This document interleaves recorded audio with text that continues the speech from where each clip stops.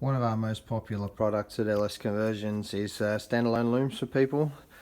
For people who can get the motor into their car, get the LS in, get it mounted, things like that, but aren't very good with wiring. So yeah, we do quite a lot of these. This is one I've just completed for a customer for a manual car. It's quite a simple one because it is a manual car. So they've sent me their LS loom and ECU. So I've modified that quite a bit, and I've gone into the ECU and taken the security off, changed fan settings, tacho settings, a whole bunch of other stuff to suit the conversion.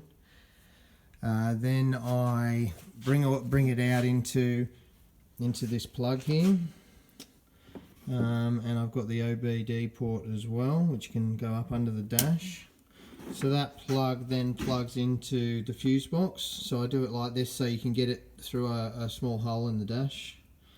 And the fuse box is pretty simple. You can see we've got some fuses and relays. Like I say, there's not many in this one because it is a manual car. 12 volt ignition, fuel and fans. So this wire goes to the fuel pump, this wire goes to the thermofan. That's just the positive, and you earth the negative side. This one here goes to the battery. That obviously clips into the loom. We've got an earth wire, an ignition wire, trigger wire, a tacho wire, and a wire for the reverse light. So it really is that simple. I often tell people if you can wire up a stereo, then you can wire up one of these standalone looms. In other cars you might have some extra things like the alternator light. I can put in wires for aftermarket sensors into the loom just to keep it neat.